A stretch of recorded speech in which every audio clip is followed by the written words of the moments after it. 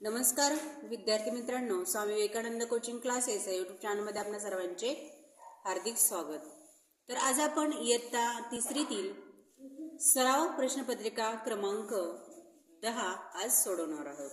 तर विषय आहे आपला भाषा, मराठी व गणित। चला तर मग ताबडतोब आपण प्रश्नपत्रिका सोडवायला सुरुवात करूया।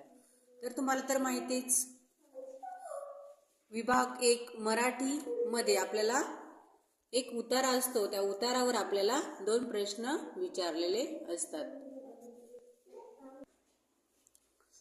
तर यावर आपल्याला 2 प्रश्न दिलेले आहेत। तर प्रश्न नेमके काय आहेत ते सुरुवातीला आपण वाचन करून घेऊया। तर प्रश्न आहेत आपल्याला, भारतीय शास्त्राध्ययनात पहिला मान कोणाला दिला जातो? आणि दुसरा प्रश्न आहे, व्यास पौर्णिमा कोणत्या महिन्यात येते? तर इथं आपल्याला पूर्ण उतारा वाचन करून घ्यायचा आहे। तर आपल्याला लक्षात ठेवायचे पहिला मान कोणाला दिला होता आणि व्यास पौर्णिमा ही कोणत्या महिन्यात येते। तर गुरुपौर्णिमा, ज्येष्ठ पौर्णिमा, कोजागिरी पौर्णिमा, नारळी पौर्णिमा, त्रिपुरी पौर्णिमा अशा प्रत्येक पौर्णिमेचे महत्त्व वेगळेच आहे। पण विद्यार्थ्यांना मात्र आषाढातील व्यास पौर्णिमा म्हणजे ती मात्र कोणत्या महिन्यात येते? आषाढातील व्यास पौर्णिमा म्हणजे गुरुपौर्णिमेचे महत्त्व जास्त वाटते। कारण मनुष्य कितीही मोठ्या पदावर असला तरी, कामाच्या व्यापात गडला असला तरी गुरुपौर्णिमेच्या दिवशी गुरुची भेट प्रत्यक्ष घेता आली नाही तरी स्मरणाने गुरुच्या रागाचे हे प्रेमाचे बोल आठवत असतो। आज जो मी जगात यशस्वी आहे त्यात माझ्या गुरूंच्या कष्टाचा फार मोठा वाटा आहे असे मनोमन जाणत असतो। गुरुला भारतीय शास्त्रज्ञानात पहिला मान दिला जातो। म्हणजे भारतीय शास्त्रज्ञानात पहिला मान हा गुरुला दिला जातो। तर इथंच आपल्याला दोन्ही प्रश्नांचे उत्तर मिळालेले आहेत। भारतीय शास्त्रज्ञानात पहिला मान हा गुरुला दिला जातो, पर्याय क्रमांक 2। प्रश्न क्रमांक 2, व्यास पौर्णिमा कोणत्या महिन्यात येते? तर व्यास पौर्णिमा ही आषाढ महिन्यात येत असते, पर्याय क्रमांक 1। तर हे झाले आपले उत्तरावरील प्रश्न। पुढे आहे आपल्याला कविता। तर कवितावर पण आपल्याला 3 आणि 4 क्रमांकाचे प्रश्न दिलेले असतात। खालील कविता वाचा व त्या खालील प्रश्नांच्या उत्तरांचे पर्याय क्रमांक शोधा। आता या पेजवर आपल्याला फक्त 3रा प्रश्न दिला आहे आणि खाली पेजमध्ये आपल्याला 4था प्रश्न गेलेला आहे। त्यासाठी आपण 3रा प्रश्न वाचन करून घेऊयात। घरातील छोट्या मुलाला कोण चिडवते? तर प्रश्न आपण या कवितेमधून शोधायचा आहे। घरातला मी आहे छोटा, सगळ्यांचा माझ्यावर रुबाब मोठा, आजोबा म्हणतात अहो बारीकराव, खेळ व्यायामाचा करा सराव। आजोबा काय म्हणतात? खेळ व्यायामाचा करा सराव। बाबांची तर गोष्ट सोडा, रागावून म्हणतात वाढलाय घोडा। आई लावते अभ्यासाचा लकडा, लवकर उठा पुस्तक उघडा। दादा सांगतो सदैव काम, वर मलाच म्हणतो आळशीराम। वाकुल्या दाखवून चिडवते ताई। प्रश्न आला होता आपल्याला, चिडवतं कोण? तर कोण चिडवतं आपल्याला? ताई चिडवते। रडलो तर म्हणते भागूबाई। हिरमुसला रडवेला मला बघून आजी म्हणते कुशीत घेऊन, मोठ्यांना काही अक्कल नाही, लहानांशी वागण्याची पद्धत नाही। तर यावरून आपल्याला प्रश्न 3चं उत्तर मिळालेलं आहे। घरातील छोट्या मुलाला कोण चिडवते? तर घरातील छोट्या मुलाला कोण चिडवते? ताई चिडवते, पर्याय क्रमांक 1। प्रश्न 4, आजोबा मुलाला काय करण्यास सांगतात? हा पण आपल्याला कवितावरच प्रश्न आहे। तर आजोबा आपण तिथं टिक केलं होतं। आजोबा मुलांना खेळ व व्यायामाचा सराव करण्यास सांगतात, पर्याय क्रमांक 2। पुढील वाक्यातील सर्वनाम ओळखा। वाक्य आहे आपण या सामन्यात नक्की जिंकू। तर आपण हे असणार आहे आपलं सर्वनाम, पर्याय क्रमांक 3। मनोहर सकाळी लवकर उठतो। या वाक्यात अधोरेखित शब्दाची जात कोणती? तर मनोहर हे एक नाव आहे म्हणून ते आहे नाम, पर्याय क्रमांक 2। प्रश्न 7, चिमणी या शब्दाचा अनेकवचनी शब्द पर्यायातून शोधा। तर चिमणीचा अनेकवचन आहे चिमण्या, पर्याय 2। प्रश्न 8, घोडा या शब्दाचा स्त्रीलिंगी शब्द पर्यायातून शोधा। तर घोडा याचा स्त्रीलिंगी आहे घोडी, पर्याय क्रमांक 3. प्रश्न क्रमांक 9. खालील पर्यायातून भूतकाळी वाक्य ओळखा. तर भूतकाळी म्हणजे जे घडून गेलेलं आहे. तर भारताने सामना जिंकला, तर तो जिंकला आहे म्हणजेच हे भूतकाळात गेला आहे, पर्याय क्रमांक 1. प्रश्न क्रमांक 10. पुढील वाक्यात कोणते विरामचिन्ह द्यावे? वाक्य सुधाकरने विचारले किती पैसे झाले. किती म्हणजे प्रश्न विचारलाय, इथं आपल्याला प्रश्नचिन्ह द्यावे लागेल, पर्याय क्रमांक 3. प्रश्न 11. सोबतच्या आकृतीतील अक्षरापासून एक म्हण तयार होते. त्या म्हणीतील कोणत्या क्रमांकाची अक्षरे घेतल्यावर पाणी या अर्थाचा शब्द तयार होईल? तर यापासून आपल्याला एक म्हण तयार करायची.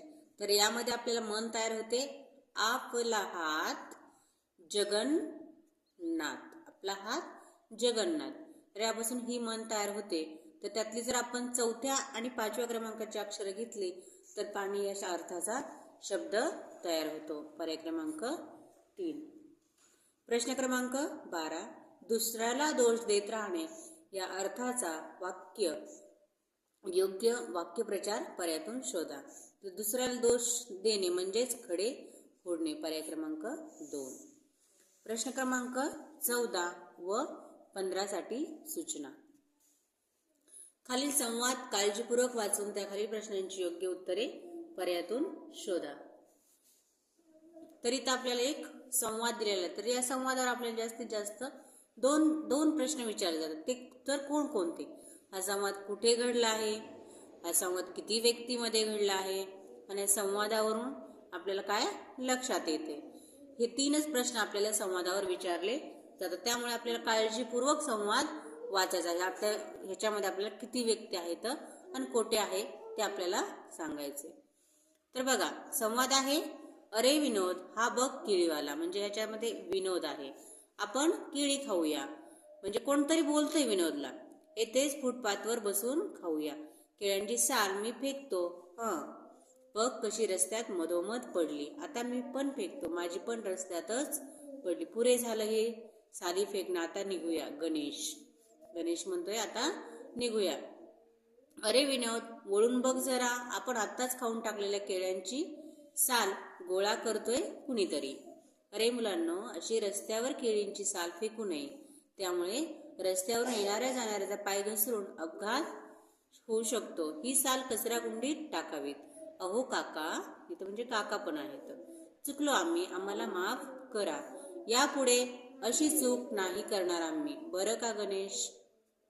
म्हणजे यामध्ये आपल्याला विनोद, गणेश आणि काका हे 3 व्यक्तीमध्ये हा संवाद घडलेला आहे. म्हणजे पर्याय आपल्याला प्रश्न 13चं उत्तर येणार आहे. हा संवाद किती व्यक्तीमध्ये झाला? तर हा संवाद आपल्याला 3 व्यक्तीमध्ये झाला आहे, पर्याय 1. प्रश्न क्रमांक 14. संवादावरून योग्य विधान कोणते? तर योग्य विधान कोणते? केळीची साली कचरा कुंडीत टाकाव्यात, पर्याय क्रमांक 3. प्रश्न 15. खालील पर्यायातून योग्य जोडी शोधा. गाईचे पिल्लू, तर गाईचे पिल्लू नसतं, गाईचं वासरू असतं. म्हशीचं कोकरू, तर म्हशीचे कोकरू नसून म्हशीचं रेडकू असतं. हरणाचे शावक, तर हरणाचे शावक हे बरोबर आहे. आणि शेळीचं करडू असतं. म्हणजेच योग्य आहे क, हरणाचे शावक, पर्याय क्रमांक 3. प्रश्न क्रमांक 16 ते 18 साठी सूचना. रिकाम्या जागी योग्य शब्द निवडून सुसंगत वाक्याचा परिच्छेद तयार करा. प्रश्न 16 आहे, अश्विन शुद्ध या टिंबटिंब या दिवशी रामाने लंकेमध्ये रावणाचा वध केला. म्हणजे अश्विन शुद्ध म्हणजेच दशमी दिवशी रामाने रावणाचा वध केला आहे, पर्याय क्रमांक 4.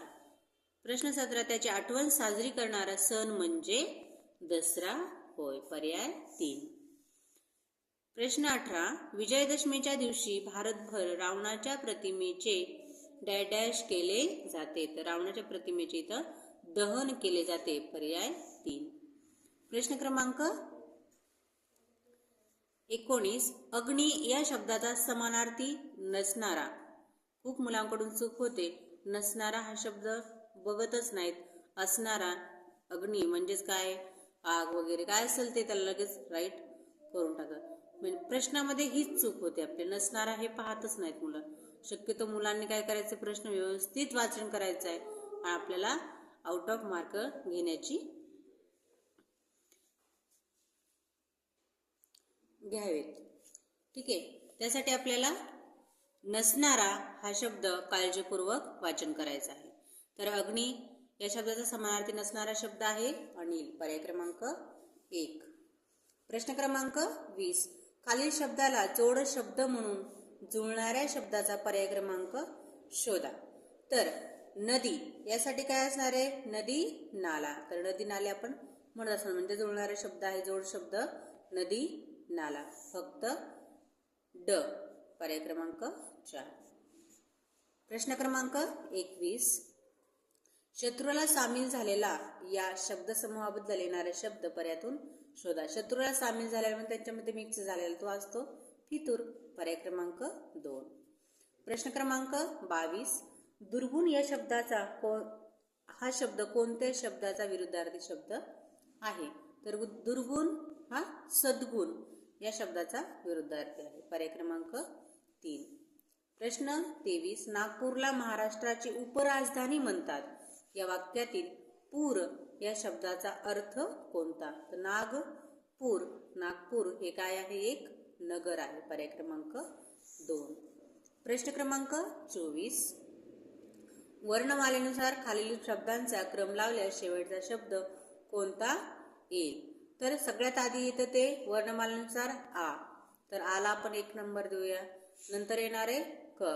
तर काला आपण ह्या 2 येणार. नंतर की मिळणार आहे त्याला आपण 3 क्रमांक देऊयात. नंतर म मिळणार आहे तर मामा म्हणजेच त्याला 4 आणि नंतर मी येणार आहे म्हणजेच काय येणार आहे 5. आपल्याला सांगितलं शेवटचा शब्द. तर शेवटचा कोण आहे आपला मामी. पर्याय क्रमांक 1. प्रश्न क्रमांक 25. खालील पर्यायातून शुद्ध वाक्याचा पर्याय शोधा. तर इथं आपल्याला शुद्ध वाक्य शोधायचं आहे. ते वाक्य आहे आपलं, गवळी दूध घेऊन गडावर चालले होते. तर इथं दूध ह्या प्रत्येक ह्याच्यामध्ये आपल्याला दूध हे आपल्याला दुधाचं दुसरा उकार असतो. इथं काय दिले त्यांनी, पहिला उकार दिलेला आहे आणि त्यामुळे आपल्याला याचं उत्तर येणार आहे पर्याय क्रमांक 3. गवळी दूध घेऊन गडावर चालले होते. यातील विभाग 2 आहे गणित. 26. 559 ही संख्या अक्षरात कशी लिहाल. तर 559 ही अक्षर आपण पर्याय क्रमांक 3 नुसार लिहिणार आहोत. 559 पर्याय 3.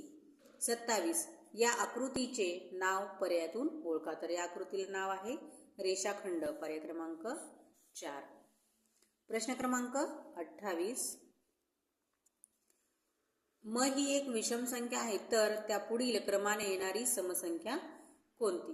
तर त्या पुढील क्रमाने येणारी समसंख्या आहे, क्रमानेच घ्यायची म्हणजेच म अधिक 1. म्हणजे त्याच्यामध्ये क्रमाने येणारे, क्रमाने कोणते येणार, 1च्या नंतर 2 येईल. त्याच्यामुळे आन्सर येणार आहे पर्याय क्रमांक 1. प्रश्न क्रमांक 29. खालीलपैकी कोणत्या संख्येला 3 ने गुणल्यास गुणाकार विषम संख्या येईल. तर 3 ने गुणल्यास विषम संख्या तयार होण्यासाठी आपल्याला फक्त आणि फक्त एकक स्थानलाच गुणवून घ्यायचं आहे. तर जिथं आपल्याला एकच स्थानी गुणलं तिथं आपल्याला विषम संख्या एखादी मिळायला लागली, तीच आपली विषम संख्या असणार. तर इथं पहा, 3 ने जर 6 ला गुणलं तर 6 त्रिक 18 म्हणजे 8 ही संख्या आपल्याला काय मिळते, सम मिळते. 3 ने जर 0 ला गुणलं तर 0 होऊन जातं, म्हणजे 0 पण ही काय आहे, 0 पासून एकक स्थानी जर 0 जर असेल तर काय होणार आहे, ती समसंख्या असणार आहे. पर्याय 3 मध्ये 3 ने जर 1 ला जर गुणलं तर आपल्याला काय मिळणार आहे, 3. म्हणजेच ही 3 काय आहे, एक विषम संख्या आहे. म्हणून याचं उत्तर येणार आहे पर्याय क्रमांक 3. म्हणजे पूर्ण गुणाकार करण्याची गरज नाही आपल्याला. प्रश्न क्रमांक 30. 11 ते 20 पर्यंतच्या मूळ संख्यांची बेरीज किती. तर 11 ते 20, तर 11 पासून ते 20 पर्यंत म्हणजे 11, 13 ह्या मूळ संख्या पण आपल्याला माहिती पाहिजेत. 11, 13, 17 आणि 19 यांची आपल्याला बेरीज करायची सांगितली आहे. 7 आणि 3 10 आणि 9 1 10, 10 10 20. तर इथं 0 हातच्याले 2, 1 2 3 4 5 आणि 6 यांची बेरीज आलेली आहे 60. पर्याय क्रमांक 1. प्रश्न क्रमांक 31. 442 या संख्येची विस्तारित मांडणी कोणती? तर 442 म्हणजे 4 4 2. तर 2 हा एकक स्थानी येणार आहे. 4 म्हणजे 40 आणि हे 4 म्हणजे 400. 400 अधिक 40 अधिक 2 अशी संख्या आहे आपल्याला पर्याय 4 मध्ये. 400 अधिक 40 अधिक 2 हा आपल्याला क्रम बदलला तरी चालतो, पण आपल्याला बेरीज तीच आली पाहिजे. पर्याय क्रमांक 4. प्रश्न क्रमांक 32. खालील पर्यायातील बरोबर विधान कोणते? तर पर्याय 1 दिला. 1 शतक म्हणजे 10 एकक. 1 शतक, शतक म्हणजे काय असणार आहे? 100. आणि 10 एकक म्हणजे 10. म्हणजे दोन्ही बरोबर आहे का? नाही, त्यामुळे हे विधान चुकीचं आहे. 1 एकक म्हणजे 10 शतक. 1 एकक म्हणजे एकच असणार आहे. आणि 10 शतक, 10 शतक, शतक म्हणजे 10 त्याच्यावर 0 म्हणजे 1 बरोबर 100 असणार आहे का? नाही. पर्याय क्रमांक 3. 1 शतक, 1 शतक म्हणजे 100 आणि 10 शतक, 10 शतक, शतक वर 3 शून्य असतात म्हणून याला पण काय करायचे तर 2 शून्य असतात, त्याला 2 शून्य द्यायचे. 100 बरोबर 1000 असणार आहे का? नाही, म्हणजे 3 पण चुकीचं आहे.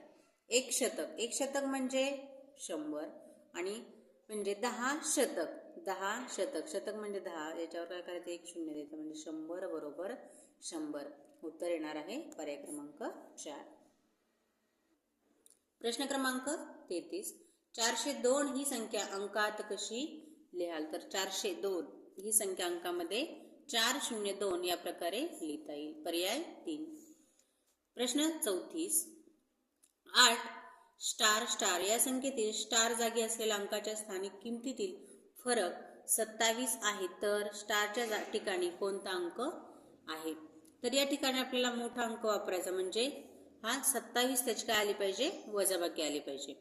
फरक म्हणजेच काय करायचं? आपल्याला वजाबाकी करायची आहे. जर त्या ठिकाणी आपण 3 हा अंक वापरला तर इथं पण 3 ठेवायचा आहे आणि इथं पण 3 ठेवायचा आहे.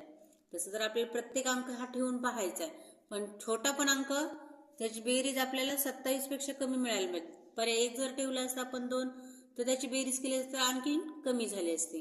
म्हणजे ते ठेवून पण फायदा नाही आणि खूप मोठा पण ठेवून फायदा नाही. त्याच्यामुळे आपल्याला योग्य पर्याय तिथे ठेवायचा. तर इथं 3 जर ठेवला तर या 3 ची किंमत येणार आहे स्थानिक 3 आणि या 3 ची येणार आहे 30. तर 30 मधून जर 3 वजा केले तर आपल्याला मिळतात 27. म्हणजे या ठिकाणी ठेवायचे आहेत आपल्याला 3. पर्याय क्रमांक 3च. प्रश्न क्रमांक 35. खालीलपैकी कोणत्या गटातील संख्या चढत्या क्रमाने लिहिल्या आहेत? चढत्या क्रमामध्ये आपल्याला सगळ्यात आधी पाहिजे ती लहान संख्या, लहान संख्येकडून मोठ्या संख्येकडे जायचं आहे. तर सगळ्यात पहिल्याच पर्यायाला आपल्याला तसं दिलेलं आहे. 607, 670 आणि 687. तर पर्याय 2 जर बघितला तर पहिल्यांदा मोठी नंतर लहान केल्यानंतर नंतर परत मोठी असं आपल्याला चढत्या क्रमामध्ये मांडणी करत नाही, म्हणून याचं उत्तर येणार आहे पर्याय क्रमांक 1. प्रश्न क्रमांक 36. 6, 9, 8 या अंकापासून तयार होणारी लहानात लहान समसंख्या कोणती? तर ही तयार करण्यापेक्षा आपल्याला पर्यायामध्येच काय करायचं त्या शोधून घ्यायच्या. लहानात लहान समसंख्या पाहायची आणि लहानात लहान पाहून घ्यायचे आणि तेच अंक आलेत का नाही ते पण चेक करायचे. आता सगळ्यात लहान संख्या आहे आपल्या इथं आहे, इथं 900 तर इथं 600. मध्ये 600 मध्ये ही समसंख्या आहे आणि ही विषम संख्या आहे. आपल्याला विचारले लहानात लहान समसंख्या म्हणजे कोणची असणार आहे?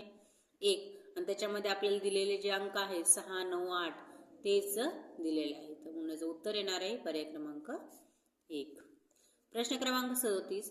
40 दशक चौकोन 5 शतक तर रिकाम्या चौकटीतील योग्य चिन्ह पर्यायातून शोधा. 40 दशक, दशक म्हणजेच 10, म्हणजेच इथं काय येणार आहे आपल्याला 400 आणि 5 शतक, शतक म्हणजेच काय येणार आहे 500. 400 आणि 500 दोन्हीपैकी मोठं कोण आहे? 500. म्हणजे कसं येणार आहे 500 कडे जाणार आहे. असं तोंड आहे आपलं पर्याय क्रमांक 3 मध्ये. प्रश्न क्रमांक 38. 2 डझन पेरूंची किंमत 48 रुपये आहे, तर 5 पेरूंची किंमत किती रुपये आहे? तर 2 डझन 2 डझन म्हणजेच किती? 2 डझनची किंमत 48, म्हणजे 1 डझनची किंमत किती होणार आहे? 12च्या टेबलमध्ये आपल्याला 48 आहेत. 12 12 2 24, 12 3 36, 12 चोक 48, म्हणजे त्याची जर आपण अर्धी केली याची तर आपल्याला किती मिळणार आहे? 24. ठीक आहे, म्हणजे ही झाली आपली 1 डझनची किंमत. आणि 1 डझनमध्ये केळी किती असतात? 12. काय करायचं? त्याला भाग द्यायचा आहे. 12 1 12, 12 2 24, म्हणजे एका केळीची किंमत किती निघायला लागली आपल्याला? 2 रुपये. तर पेरूची किंमत, तर 5 पेरूंची किंमत किती येणार आहे आपल्याला? 5 2 10, 10 रुपये आपल्याला द्यावे लागतील. पर्याय क्रमांक 1. प्रश्न क्रमांक 39.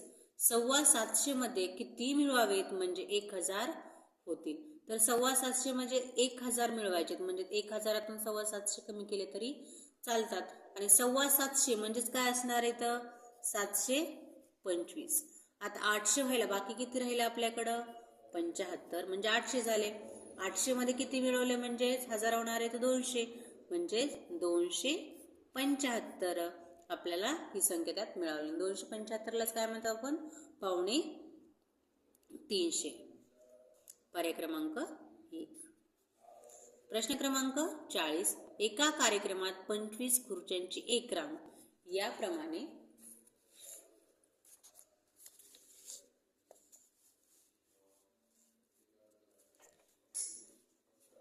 7 रांगा केल्या, तर त्यामध्ये 160 पाहुणे येऊन बसले, तर एकूण किती खुर्च्या रिकाम्या राहिल्या? तर सुरुवातीला आपल्याला 25 खुर्च्याची एक रांग म्हणजे असं 7 रांगा आहेत, म्हणजेच 25 गुणिले 7 करायचे.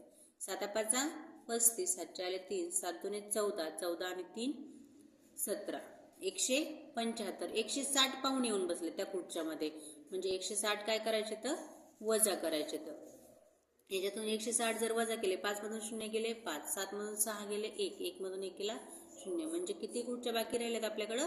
15. पर्याय क्रमांक 3. प्रश्न क्रमांक 41.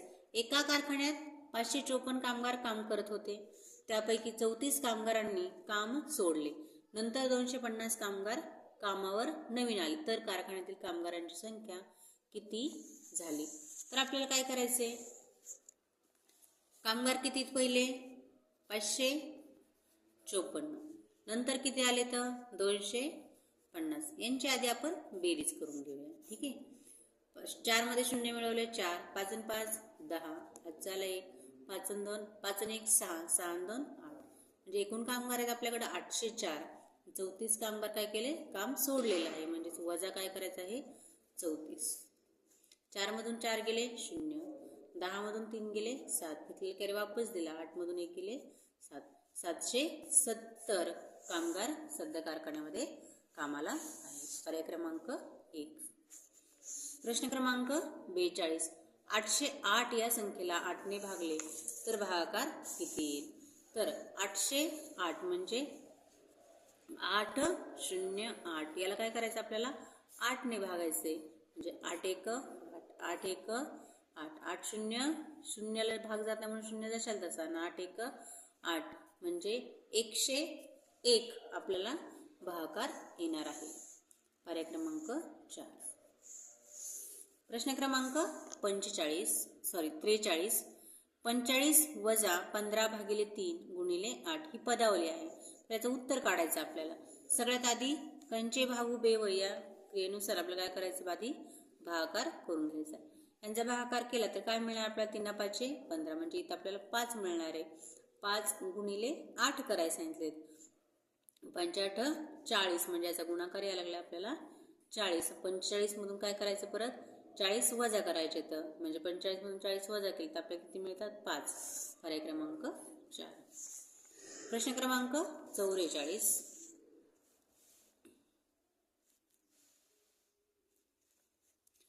18 या संख्येच्या चौपटीतून 30 या संख्येची दुप्पट वजा केल्यास किती उत्तर येईल? तर प्रश्न आधी व्यवस्थित समजून घ्यायचा. 18 या संख्येची चौपट म्हणजे 18ची चौपट करणे म्हणजे 18ला 4 ने गुणणे. तर 18ला जर 4ने गुणलं तर आपल्याला काय मिळणार आहे? 4 8 32, 3 4 1 4 आणि 3 7 72 मिळते. परत काय सांगितले? चौपटीतून. आता चौपट केली 30 या संख्येची दुप्पट, 30 ची दुप्पट केली तर काय मिळणार आपल्याला? 60. काय करायची ती? त्याच्यामधून वजा करायची. म्हणजे याच्यामधून जर वजा केली 2 मधून 0 गेले 2 आणि 7 मधून 6 गेले 1, म्हणजे किती मिळणार आपल्याला? 12. पर्याय क्रमांक 1. प्रश्न क्रमांक 45. खालीपैकी कोणती आकृती चौरसाची आहे? चौरस ज्याच्या की चारही बाजू कशा असणार आहेत? सेम असणार आहेत अशी आकृती आहे पर्याय क्रमांक ड मध्ये. त्याचं उत्तर येणार आहे 4. फक्त ड योग्य. पर्याय 4. प्रश्न क्रमांक 46. शेजारील चित्ररूप माहितीमध्ये एका बागेतील फुलझाडांची संख्या दर्शवली आहे. चित्ररूप माहितीचे निरीक्षण करून दिलेल्या प्रश्नांचे उत्तर शोधा. तर इथं आपल्याला काही फुलझाडांची नावं आणि तिथं फुलझाडांची ती संख्या दिलेली आहे. तर तिथं आपल्याला काही काही वेळेस इथं असं प्रमाण देतात. एका फुलाबरोबर 5 फुलं, म्हणजे असं काही प्रमाण देतात. हे प्रमाण पण आपल्याला आहे का नाही हे आपल्याला बघायचं होतं. इथं जरी नाही आहे आपल्याला, पण जिथं असेल तिथं काय करायचं आपल्याला? तिथं फक्त गुणून घ्यायचं आहे. तर प्रश्न काय विचारलाय तर पाहूया. प्रश्न आहे, कमळ व गुलाबाच्या फुलझाडांच्या संख्येची बेरीज सदाफुली या फुलझाडांच्या संख्येच्या किती पट आहे? कमळ आणि गुलाब, इथं गुलाब आहे इथं कमळ आहे. तर कमळ आणि गुलाब यांच्या दोघांची करायची आपल्याला बेरीज. तर इथं बेरीज म्हणजे काय करायचं? ते मिळवायचे. तर गुलाब आहेत 1 2 3 4 5 6 7 8 9 10, एकूण आहेत आपल्याकडं 10. आणि सदाफुलीच्या किती पट आहे? म्हणजे सदाफुली इथं आहे आपल्याला 1 2 3 4 5 5, म्हणजे 5 ची दुप्पट किती झाली? ही 10, म्हणजे किती ते दुप्पट. दुप्पटलाच इथं काय म्हणले? 2 पट. पर्याय क्रमांक 3. प्रश्न क्रमांक 47. खालीलपैकी कोणत्या पर्यायातील अपूर्णांक उतरत्या क्रमाने लिहिले आहेत? उतरत्या क्रमाने म्हणजेच आधी आपल्याला मोठी संख्या पाहिजे, नंतर आपल्याला ती छोटी छोटी होत गेली पाहिजे. तर पर्याय 1 मध्ये 12 10 15, म्हणजे आधी आपल्याला मोठी पाहिजे तर मोठी काय केली? सगळ्यात शेवटी दिली. इथं पण काय केले? तेच केले, शेवटी दिलेले आहे. पर्याय 3 मध्ये 9 7 3.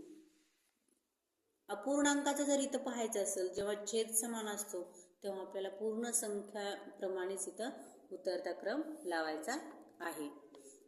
तर इथं उतरत्या क्रमाने लिहिलेलं आहे 9/10 7/10 आणि 3/10. पर्याय क्रमांक 3. प्रश्न क्रमांक 48. सोबतच्या आकृतीत किती कोण काटकोन आहेत? काटकोन म्हणजेच तो कोण आपल्याला याप्रमाणे पहिला पाहिजे. इथं आपल्याला चौकोन तयार होतो, म्हणजे हा काटकोन होतो 90 डिग्रीचा. तर या आकृतीमध्ये कुठेतरी आपल्याला असं होतो का कोण? तर कुठेच होत नाही, म्हणजे याच्यामध्ये एकही काटकोन नाहीये. पर्याय 4 याचं उत्तर येणार आहे. प्रश्न क्रमांक 49. 13.5 रुपये वजा 9 रुपये अधिक 2.5 रुपये बरोबर किती? तर यांची काय करायची? आधी बेरीज करून घ्यायची दोघांची. 13.5 रुपये, 13.5 म्हणजे 12.75, 2.5 रुपये म्हणजे 2.50. याची आधी बेरीज करून घ्या. 5 ला 5 7 आणि 5 12, पॉईंटला पॉईंट, हातचा 1 2 2 4 आणि 5, 1 ला 1. परत काय करायचं सांगितले? वजा 9 करायचं सांगितले. 9 आणि तर 0, 5 मधून 0 गेले 5. आता हे जर 0 आपण इथं नाही दिले तरी चालते, म्हणून हीच जर संख्या जर वरती जर आली तर वजाबाकीवर फरक पडतो. 2 मधून 0 गेले 2, पॉईंटला पॉईंट. 15 मधून 9 गेले तर खाली किती राहणार आहेत आपल्याला? 6. 6.25 म्हणजेच असणार आहेत ते 6.25. पर्याय क्रमांक 1. प्रश्न क्रमांक 50. 1 जानेवारी 2012 रोजी रविवार असेल तर त्याच वर्षी 31 डिसेंबरला कोणता वार असेल? तर आपल्याला 1 जानेवारी 2012, 12 हे काय आहे? लीप वर्ष आहे. लीप वर्ष असल्यामुळे ते आपल्याला काय करायचंय? एका दिवसानेच पुढे जायचं 31 डिसेंबरला. म्हणजे इथं रविवार आहे तर 31 डिसेंबरला काय असणार आहे? सोमवार असणार आहे. हे मात्र लक्षात ठेवायचे. पर्याय क्रमांक 1. प्रश्न क्रमांक 51. 1.5 मीटर म्हणजे किती सेंटीमीटर? 1.5 मीटर म्हणजेच 1 मीटर बरोबर 100 आणि 1.5 म्हणजेच 150 सेंटीमीटर. पर्याय क्रमांक 4. प्रश्न क्रमांक 52. 11/17 चौकोन 8/17 रिकाम्या चौकटीतील योग्य चिन्ह पर्यायातून शोधा. मी तुम्हाला आत्ताच मागील प्रश्नामध्ये सांगितलं होतं, जेव्हा छेद समान असणार आहे तेव्हा काय करायचं, फक्त अंश कोणता मोठा आहे तोच मोठा असणार आहे. आता 11 इथं आपल्याला मोठा आहे म्हणून याच्याकडे काय होणार आपलं, याप्रमाणे या चिन्हाचं तोंड जाईल, म्हणजे उत्तर येणार आहे पर्याय क्रमांक 2. प्रश्न क्रमांक 53. 7/13 या पूर्णांकाचे वाचन कसे कराल? तर कसे कराल? 7/13 पर्याय क्रमांक 3. प्रश्न क्रमांक 54. 1 किलोग्रॅम 500 ग्रॅम तांदळातून 400 ग्रॅम तांदूळ भात तयार करण्यासाठी वापरला तर किती ग्रॅम तांदूळ शिल्लक राहिला? आता ग्रॅममधून ग्रॅम काय करायचे तर वजा करायचे. किलोला किलो तर जसं तसंच राहणार आहे, त्याचा काही प्रश्नच नाही, कारण किलोमधून काहीच वजा करायचं नाही. ग्रॅममधून 500 ग्रॅममधून 400 ग्रॅम वजा करायचं. मग 500मधून 400 जर वजा केले तर आपल्याला किती राहणार आहे? 100. म्हणजे 1 किलोग्रॅम 100 आणि 1 किलोग्रॅम बरोबर काय असतं? 1000 ग्रॅम. तर 1100 आपल्याला इथं उत्तर मिळणार आहे. पर्याय क्रमांक 3 1100 ग्रॅम.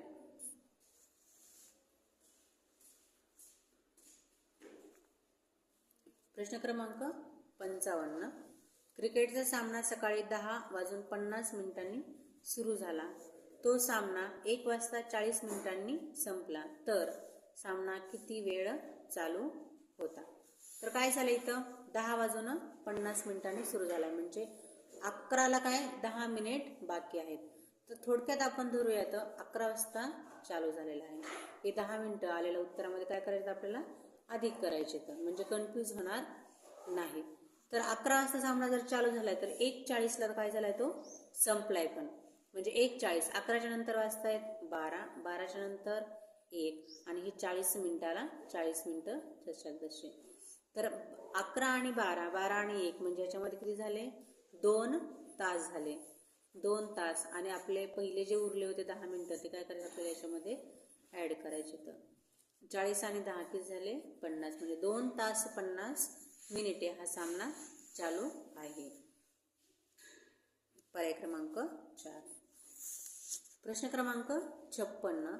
10 रुपयांच्या 20 नोटा व 500 रुपयांची एक नोट मिळून होणाऱ्या रुपयात 5 रुपयांची किती नाणी येतील? तर काय करायचं आपल्याला इथं, 10 रुपयांच्या 20 नोटा म्हणजे 10 आणि काय करायचे 20ला गुणून घ्यायचे. 10 गुणिले 20, 20 एक 20 आणि शून्याला शून्य म्हणजे ते येणार आहेत आपल्याला 200 रुपये. आणि 500 रुपयांची एक नोट म्हणजे 500 काय करायचं त्याच्यामध्ये अधिक करायचे. तर ही एक नोट मिळून म्हणजे काय बेरीज करायची त्यांची, ते येणार आहेत आपल्याला 700. तर त्या रुपयात आपल्या 5 रुपयांची किती नाणी, म्हणजे 700ला काय करायचं आपल्याला 5ने भाग द्यायचा. 5 एक 5, 5 एक 5, ते उरले 2, 5 चोक 20 आणि शून्याला शून्य म्हणजे उत्तर यायला लागले आपल्याला 140. 5चे आपल्याला 140 नाणी घ्यावी लागतील. पर्याय क्रमांक 2. प्रश्न क्रमांक 57. खालील आकृती संबंधी चुकीचे विधान कोणते? तर आकृती दिलेली आहे आपल्याला आयताची. तर इथं समोरासमोर कोण काय असतं त्यांचे सारखे असतात. तर बघूया पर्याय काय दिले. चुकीचं विधान सांगितलं आपल्याला इथं. 4 शिरोबिंदू असतात म्हणजे याला 4 शिरोबिंदू असतात. ठीक आहे, ते बरोबर आहे. 4 बाजू असतात त्याला 4 बाजू असतात. समोरासमोरील बाजू समान लांबीच्या असतात. आयताच्या समोरासमोरील बाजू समान लांबीच्या. इथं 8 जर दिले असेल इतर पण 8च पाहिजे. इथं 2 दिले असेल तर इथं 2च पाहिजे. सर्व कोण विशाल कोण असतात. तर सर्व कोण विशाल कोण नसून हे काटकोण असतात म्हणून ड हा पर्याय चुकीचा आहे. उत्तर येणार आहे फक्त ड. प्रश्न क्रमांक 58. 8 पेनांची किंमत 200 रुपये आहे तर अशा 25 पेनांची किंमत किती? तर यासाठी आपल्याला करायचं आहे 8 पेनांची किंमत आधी 1 पेनाची काढून घ्यायची.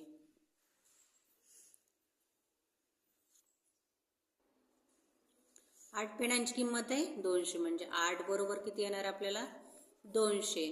तर अशा 25 पेनांची किंमत म्हणजे 25 बरोबर किती काढायचं सांगितलं. इथं काय करायचं आपल्याला तिरकस गुणाकार.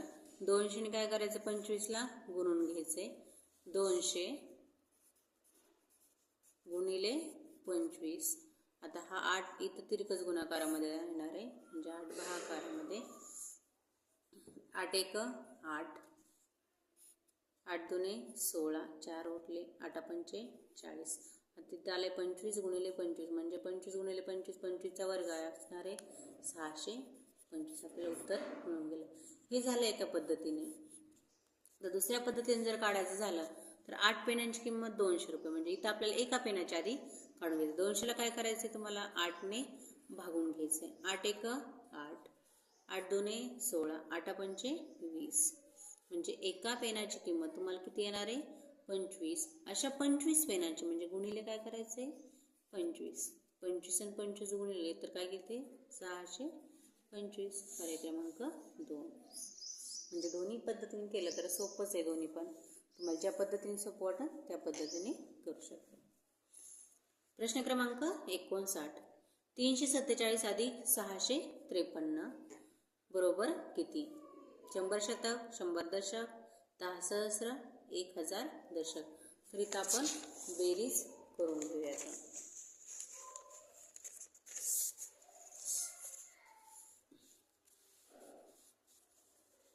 347 653.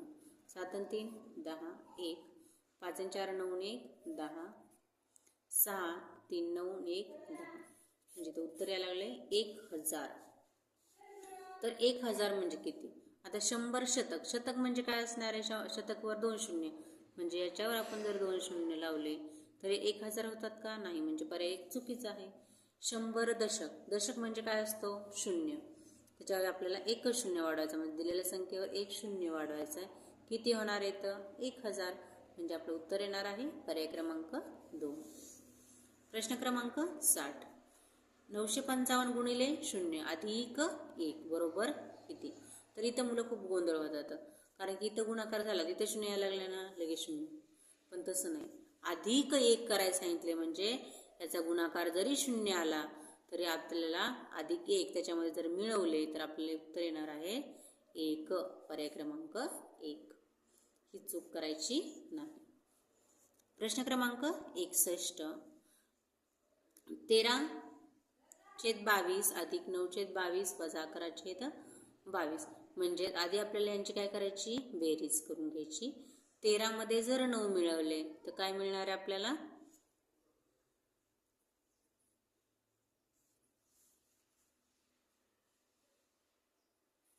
22. 22 मधून 11 वजा करायचे म्हणजे 11. म्हणजे 11/22 उत्तर येईल पर्याय क्रमांक 3. प्रश्न क्रमांक 62. खालील रकान्यात क्रमाने येणाऱ्या संख्येचे निरीक्षण करून प्रश्नचिन्हाच्या जागी येणारी संख्या शोधा. तर इथं काय दिलं आपल्याला 3 6 9 म्हणजे हा 3चाच पाडा आहे. 3 3 2 6 3 1 9 आणि 3 चौक 12 3 5 15 3 सख 18. म्हणजे इथे येणार आहे 12. पर्याय क्रमांक 2.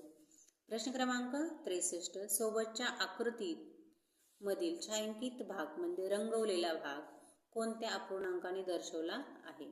रंगवलेला भाग किती आहे 1 2 3 4 5 आणि 6. म्हणजे वरी येणार आहे 6. आणि एकूण भाग किती आहे 1 2 3 4 5 6 7 8 9 10 11 12. एकूण भाग आहे 12.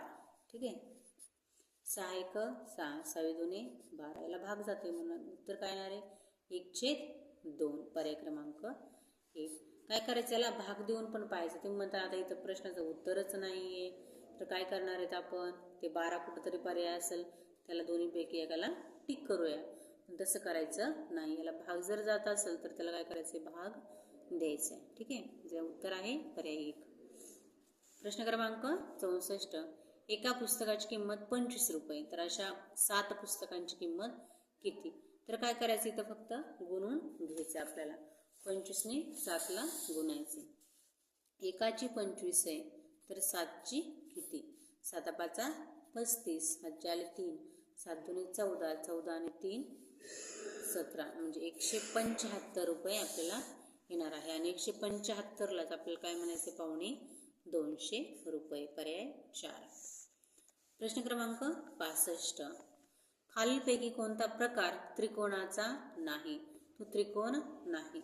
तर अ आहे समभुज. समभुज हा त्रिकोण असतो. समद्विभुज हा पण त्रिकोण आहे. आणि काटकोण हा पण त्रिकोण आहे. पण पतंग हा त्रिकोण नाही. पतंगाला 4 बाजू असतात. उत्तर येणार आहे क. फक्त क योग्य. पर्याय क्रमांक 4. प्रश्न क्रमांक 66. आयताचे सर्व कोण डॅश डॅश असतात. तर सर्व कोण हे काटकोण असतात. पर्याय क्रमांक 2. प्रश्न क्रमांक 67. एका चौरसाकृती बागेची लांबी 12 मीटर आहे. त्या बागेभोवती दुपदरी तारेचे कुंपण घालण्यासाठी किती मीटर लांबीची तार लागेल? आता इथं आपल्याला तो आकृती जर काढून घेतली आपण, चौरसा बागेची लांबी फक्त एकच लांबी दिलेला आहे. चौरस आहे तो. ठीक आहे. म्हणजे अशा प्रकारे तो चौरस येईल. तर एकच लांबी दिली 12. म्हणजे दुसरी चौरस आहे म्हणजे सगळ्या बाजू कशा असणार आहेत? सेम. ही 12 असेल तर ही 12, ही पण 12 आणि ही पण 12. त्याची काय करायची? आधी परिमिती काढून घ्यायची. म्हणजे एक तारेचं कुंपण आपल्याला घालायचंय. पण इथं काय सांगितलंय? दुपदरी तारेचे कुंपण घालण्यासाठी.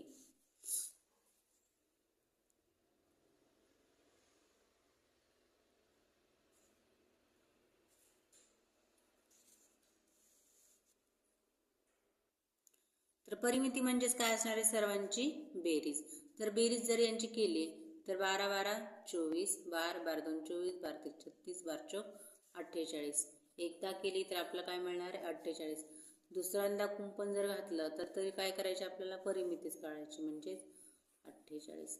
48 मध्ये 48 मिळवायचे. म्हणजे काय करायचं? आपल्याला दुपदरी घालायची ना, त्याच्यामध्ये ते काय करायचं? मिक्स करायचे. म्हणजे अधिक करायचे. 8 8 16. 1 4 आणि 4 8 आणि 1 9. 96 मीटर लांबीची तार लागणार आहे. पर्याय क्रमांक 3. प्रश्न क्रमांक 68. खालीलपैकी सममित आकृती कोणती आहे? सममित म्हणजे त्याचे समान 2 भाग झालेले पाहिजेत. समान 2 भाग. तर पर्याय 1 मध्ये आपल्याला इकडे एक डोळा, इथे एक डोळा आहे. म्हणजे इथे एक नाक आहे आणि इथे एक तोंड आहे. म्हणजे समान दिले. तर मधून जर आपण असं केली तर काय होणार आहे? ते सममित 2 प्रकार पडणार आहेत. पण दुसऱ्या आकृतीमध्ये आपल्याला इथे एक डोळाच दिलेला नाही. म्हणजे समान भाग होणार नाही. तिसऱ्या ह्याच्यामध्ये 2 डोळे दिले, तर एक नाक दिले, परंतु इथं काय केले? समान त्रिकोण. त्रिकोणाचेच भाग समान होत नाही तिथं. ठीक आहे. त्याच्यामुळे ह्याचे समान भाग होणार नाहीत. इथं तर आपल्याला 2 बाजूला 2 दिले, त्याच्यामुळे इथं काय प्रश्नच नाही कुठे समान होण्याचा. उत्तर येणार आहे आपला पर्याय क्रमांक 1. प्रश्न क्रमांक 69. खालीलपैकी कोणती बंदिस्त आकृती नाही? म्हणजे बंद झालेली आकृतीच नाही. तर बंद झालेली आकृती नाही ती पर्याय क्रमांक 3 मध्ये. म्हणजे इथं आपल्याला जोड झालेला नाही. म्हणजे ती बंदच नाही, मग रिकामी आहे. पर्याय क्रमांक 2. प्रश्न क्रमांक 70. डस्टरचा पृष्ठभाग कसा असतो? तर डस्टरचा पृष्ठभाग हा कसा असणार आहे? तुम्ही डस्टर पाहितलंय का कधी? तर कसा असतो तो? सपाट असतो. पर्याय क्रमांक 3. प्रश्न क्रमांक 71. पुढील संख्या उतरत्या क्रमाने लिहिल्या दुसऱ्या क्रमांकावर कोणती संख्या येईल? तर काय करायचंय? उतरत्या क्रमाने. उतरत्या क्रमाने म्हणजेच काय करायचंय? तर आधी सगळ्यात मोठी संख्या लिहून घ्यायची. तर याच्यामध्ये आपल्याला सगळ्यात मोठी संख्या येणार आहे 426. नंतर येणार आहे आपल्याला 321. नंतर येणार आहे 211. नंतर येणार आहे 188. आणि नंतर येणार आहे 123. ठीक आहे. दुसऱ्या क्रमांक कोणती आली? 321. पर्याय क्रमांक 2. प्रश्न क्रमांक 72. इष्टिकाचितीच्या रेखांकित केलेल्या पृष्ठभागाचे नाव काय आहे? रेखांकित म्हणजे रंगवलेले. हे जो भाग आहे तो काय आहे? रंगवलेला आहे. म्हणजे उत्तर आपल्याला क ब र फ हे मध्ये आलं पाहिजे. तर उत्तर काय असणार? त्या पृष्ठभागाचं नाव काय आहे? क ब र फ. पर्याय क्रमांक 4. प्रश्न क्रमांक 73.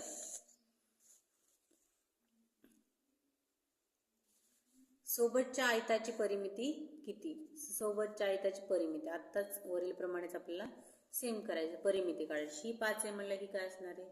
5च असणार आहे. कारण हा काय आयत आहे. आयत काय सांगतो? समोरासमोरील बाजू सारख्याच मापाच्या असतात. इथं 3 सेंटीमीटर ही किती असणार आहे? 3.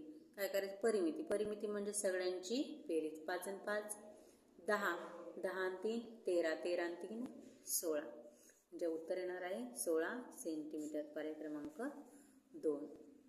प्रश्न क्रमांक 74. 2.5 मीटर अधिक 2.25 मीटर वजा 2 मीटर बरोबर किती? आत्ताच्या प्रमाणेच आपल्याला करायचं आहे. 2.5 मीटर म्हणजे 2.50. 2.25 मीटर म्हणजे 1.75. दोघांच्या आधी बेरीज करा. 0 5 5 7 आणि 5 12. आजचा 1 2 3 4 4.25. त्याच्यामधून आपल्याला 2 मीटर कमी करायचे. 4 मधून 2 गेले खाली किती होतं? 2 म्हणजे 2.25 2 म्हणजे किती येणार आहे? 2.25 मीटर. पर्याय क्रमांक 1. प्रश्न क्रमांक 75. 9 सहस्र ही संख्या अंकात कशी लिहाल? 9 सहस्र. सहस्र म्हणजेच काय असणार आहे? 1000. आणि 1000वर किती शून्य असतात? 3. 9 वर काय करायचं मग? 3 शून्य द्यायचे. 1 2 आणि 3. कुठे तो पर्याय? पर्याय क्रमांक 4 मध्ये. अशा प्रकारे आपण पूर्ण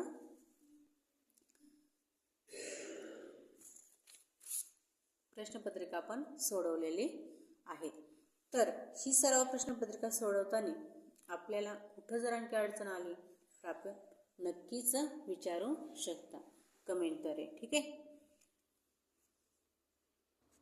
जर हा व्हिडिओ तुम्हाला आवडला तर नक्कीच चॅनल लाईक, शेअर आणि सबस्क्राईब करायला विसरू नका. धन्यवाद बालमित्रांनो.